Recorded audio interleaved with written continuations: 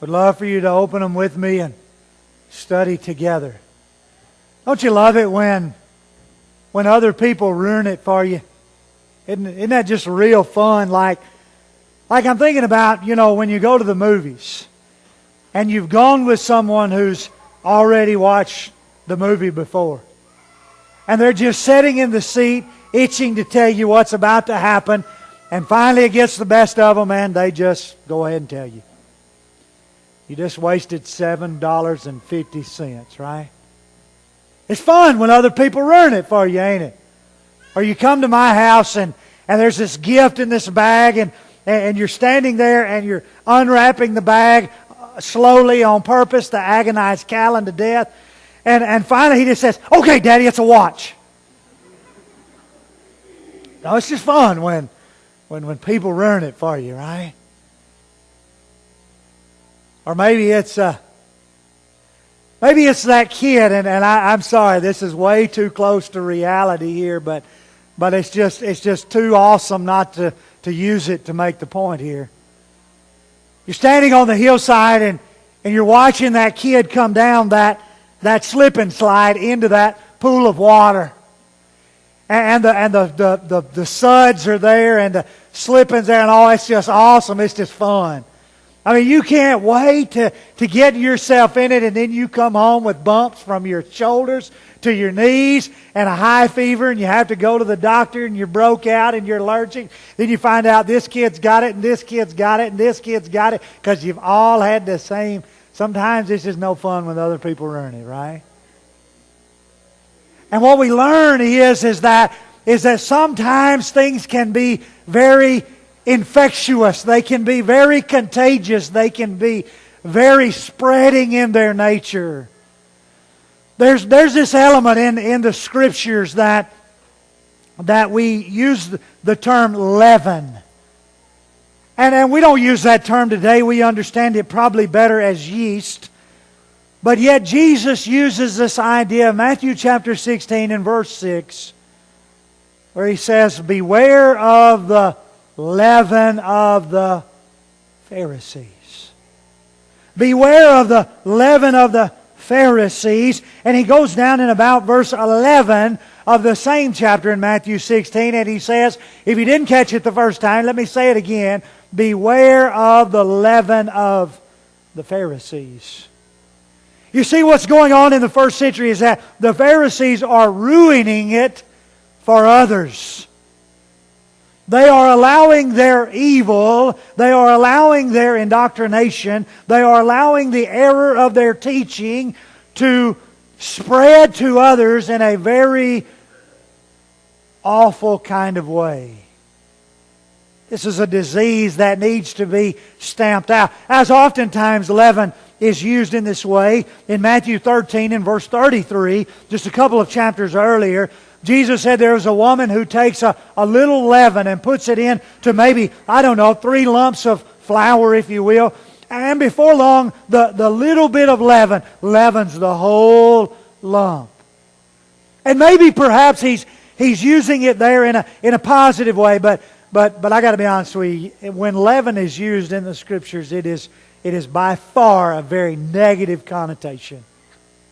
In other words, what is being spread here is an infectious disease that is very damaging, very crippling, very defying to the spiritual well-being of those who are contacted.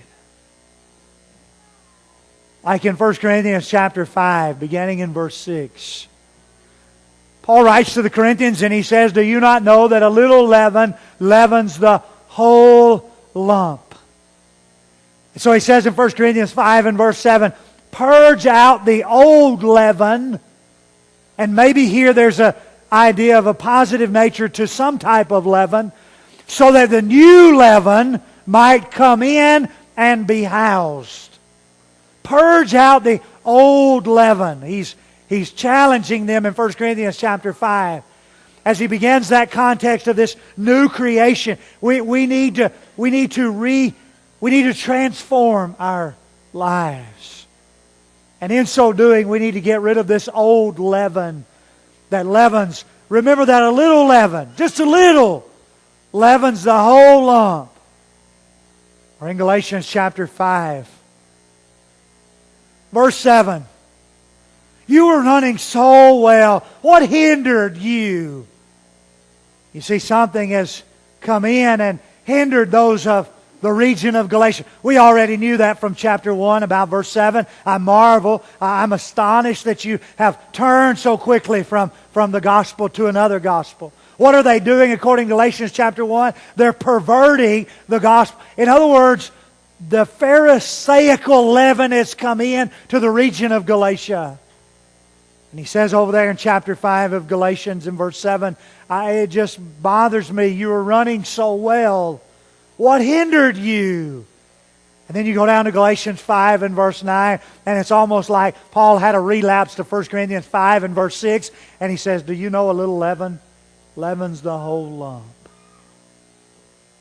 If you look in the gospel accounts of Matthew chapter 16, and you go to Mark chapter 8 that David Butler read a moment ago, and you read Mark chapter 8 verses 14 through 21.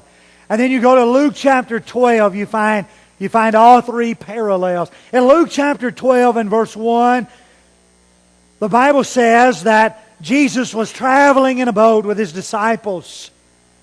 And He said to them, beware of the leaven of the Pharisees, which is hypocrisy. Read Luke 12 and verse 1. And notice what Jesus parallels the leaven with. In the parallel passage, He says, leaven is hypocrisy. But here in our passage of interest from the book of Matthew, in Matthew 16, He says twice. Verse 6 and verse 11, beware of the leaven of the Pharisees. I want to challenge you this morning. Don't ruin life for others. Don't ruin spirituality for others. Don't ruin the eternal destination for other people. And you know how you do that? You start with here. You start by not ruining it for yourself. You start by understanding and realizing what it is that is pulling in our world. And as we think about what is pulling in our world, let's allow the text to do its own teaching and think about how it applies to us. Verse 5 of Matthew 16. When the disciples reached the other side, they'd forgotten to bring any bread. Well, now, according to Mark 8 and verse 14, they had one loaf with them. So apparently one loaf don't count. And maybe somebody had already started eating on that one loaf. What do you think? And so now we're at a point to where we don't even have enough bread to even count. We just don't even have enough to even say we've got any with us. The disciples are on this boat with Jesus. And if you look at the previous context of these parallel passages, what you learn is that when the disciples get in the boat, they get into the boat very quickly, very hastily, to go across to the other side to escape the multitude that is pressing in on them. Of course, they get to the other side and they're met by another multitude, and people who are lamed and maimed and need healing and who are demon possessed and so forth and so on. But they use the water as a means of a barrier to get into the boat and to get away. As a matter of fact, you'll learn from Mark's account that Jesus had told them to do so very hastily. And so now maybe even it's Jesus' fault that we didn't have time to run down and buy some bread. But whatever the case, they've gotten on this boat and they've gotten one loaf maybe. The disciples have. Only the people who can travel in one boat. Is it just the 12? Is it the 12 and the extended? Is it the 12 with Jesus? All I know is the disciples. Perhaps best understood as the 12 with Jesus. Traveling on a small boat together across the Sea of Galilee. We don't have a large crowd here. We don't have a multitude here. We might just have 13 or maybe a few more closely connected disciples to this group. So here we are in this rather small setting when Jesus says, "Watch and beware of the leaven of the Pharisees and Sadducees." And immediately they began to say, "He knows we didn't bring any bread." Uh-oh. We got a problem on our hands here. Because there's 13 or so of us here, and we only have one small loaf. If, in fact, we even have a whole loaf, we certainly hadn't brought enough to feed the crowd, to travel to the other side. Oh, no. And Jesus hadn't even asked us about bread, and now out of His mouth He said, "Beware of the leaven of the Pharisees and Sadducees." Uh-oh. We are in big trouble. We don't have no bread. Jesus, being aware of their discussion, verse 8, "Oh, you of little faith." He only said that about 3 times in His earthly ministry to the disciples. This is not a phrase that He just uses. You know, some people say some things so much that it just loses its meaning, right? I mean, they just have these slogans that they use. I don't mean ugly. I'm just talking about just generic phrases that they use to the point that you've heard them so much you don't even pay them any mind. This is not one of those phrases. When Jesus uses these words, as if to say any of Jesus' words or not all of Jesus' words are not meaningful, what I want you to understand is that when He looks at them and says, "Oh, you of little faith," He didn't say that very often. But when He said it, it was very powerful. It was very pointed. It was very precise to the heart of, namely, the 12 apostles. Those close disciples of Jesus there, who are reasoning among themselves that He knows we don't have any bread. And Jesus says, "Oh, you of little faith." Notice what He did not say. He did not say, "Oh, you of dead faith." James chapter 2 talks about that, right? A dead faith is a faith you don't want, right? A dead faith is a faith that is valueless. A dead faith is one that is not working, and therefore it is idle, and therefore it is stagnant, and therefore it has no value to the person. He didn't say dead faith. He didn't say no faith. You know, He could have said, "Oh, you have no faith." No, He didn't say that either. What He did say was, "Oh, you of little faith." Why is their faith little? Jesus says, what are you discussing among yourselves? Are you really talking about not having any bread? Seriously? As if to say to them, is that all you've got your mind on?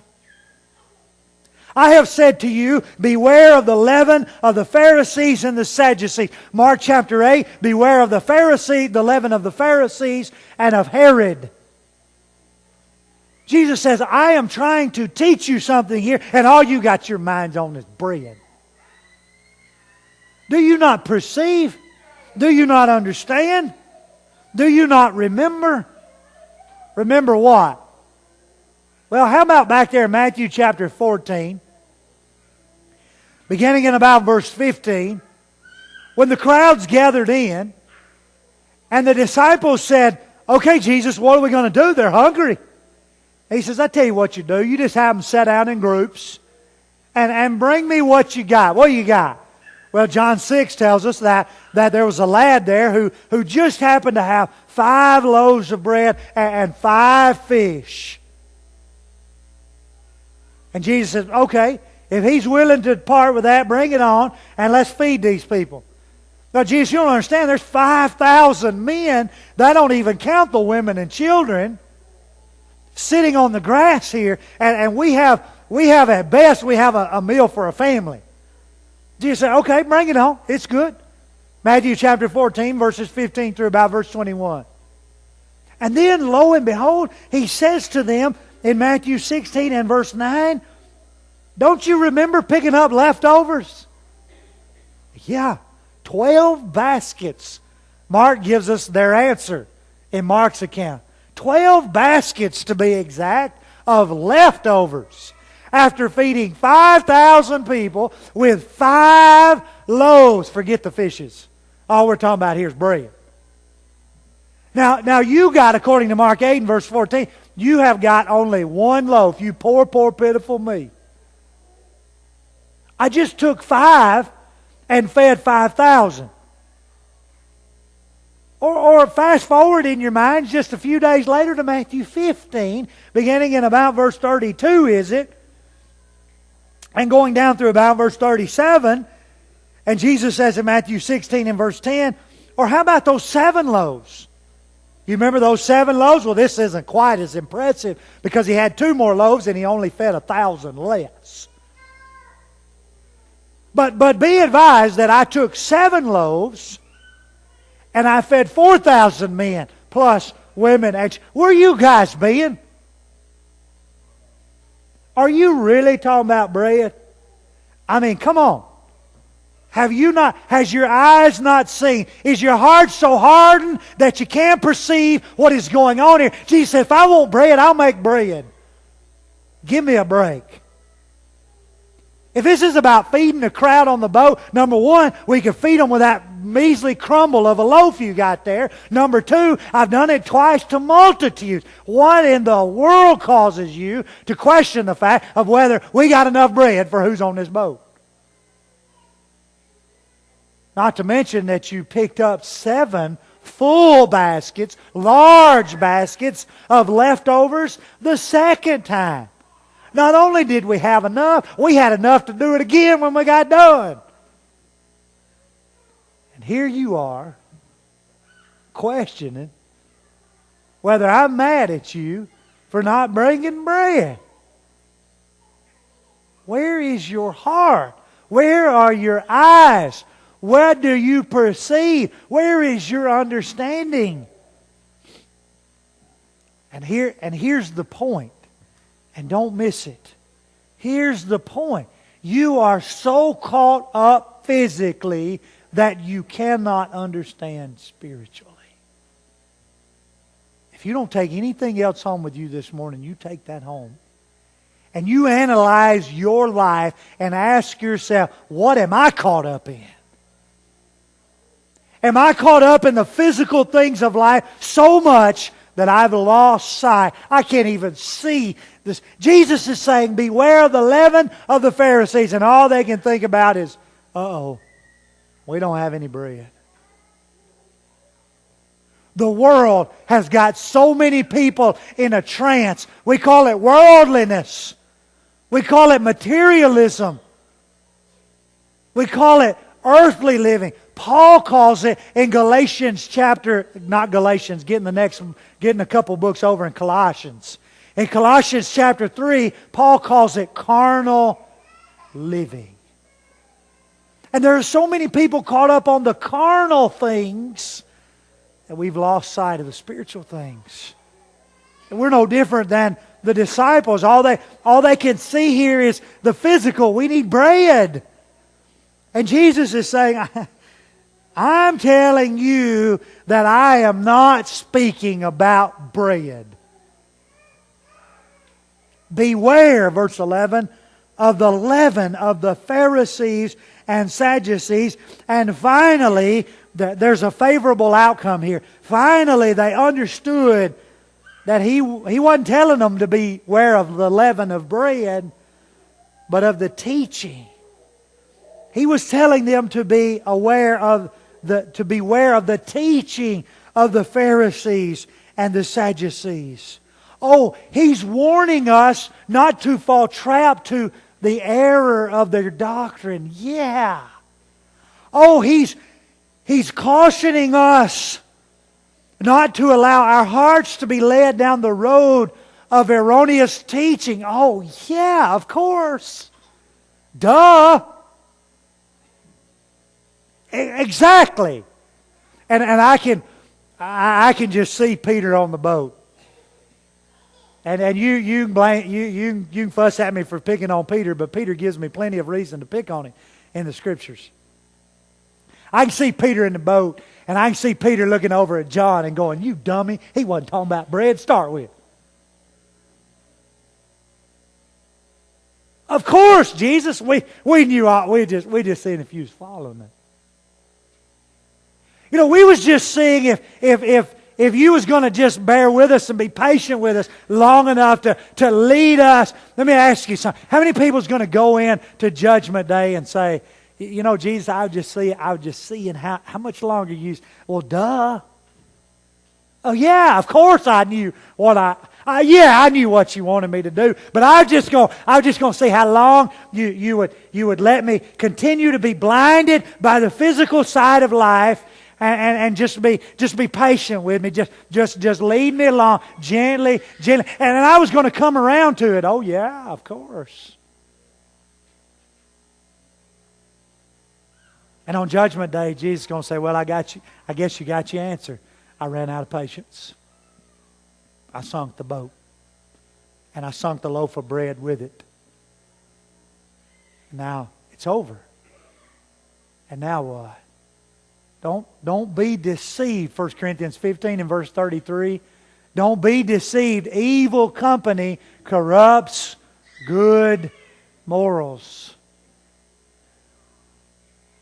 Don't be deceived by the world. Don't be deceived by the things in the world. For he that loves the world, the love of the Father is not in him. 1 John 2. He that is a friend of the world is an enemy of God. James 4 and verse 4. Do not be conformed to this world, but be transformed by a renewed mind, that you might be able to present your bodies, Romans 12 and verse 1, holy and acceptable, that you might be able to present your bodies as a living sacrifice. How are you going to do that? Well, you take off the blinders of the physical world and you see things spiritually so that you can be transformed, so that your mind, so that your life, so that your heart can be renewed in the will of God. Unfortunately, in the beginning of our story, Jesus is saying, "Hey, disciples, don't let the Pharisees ruin it for you. Don't let others ruin it for you. You're allowing their evil influence. You're allowing their hypocrisy to destroy your own life. Beware of the leaven of the world. For it is strong, and it desires to take you captive and to destroy your soul." Beware of the leaven of the world. And don't be so blinded that all we can focus on, like the disciples here, is the physical things of life. Jesus says, no, that's not the point at all. The point is that there is error in doctrine. And it will come in like leaven does to a lump of dough, a lump of flour. It will come in and it will cause the entire thing to rise, and it will cause your life to be ruined by evil influences, by bad company, by evil companions. And on Judgment Day, God will say, "Who hindered you? Who hindered you from running so well? Didn't you realize that a little leaven leavens the whole lump? And so I'm begging you this morning to purge out the old leaven. Purge out the old leaven, 1 Corinthians 5 and verse 7. Purge out the old leaven that you might be new in Christ. And it might be for some souls in this room that newness can only come through baptism. Therefore we have been buried with Him into His death, that we might be raised to walk in a newness of life. Romans 6 and verse 4. Paul, in writing to the church at Rome, discussing baptism and how it brings one in to a new life, to a regenerated life. Maybe this morning that your soul needs that. In order for you to purge out the old leaven, you may need to respond in obedience to the will of God. Get your mind off of bread and get it on heaven. Get your mind off of the things of the world and how worldliness is entrapping us, and get your mind on the things of a spiritual nature so that you might be released to be able to receive the gift of eternal life. It might be that there are some this morning that need to give their life back to the one to whom it belongs, because you're allowing others to ruin it for you. And that starts with you. You don't let others ruin it for you by not allowing yourself to ruin it for yourself. You pick out the poison in your life and you eliminate it. With God's help, through prayer and God's forgiveness. If you need to come this morning, we invite you right now as we stand and sing.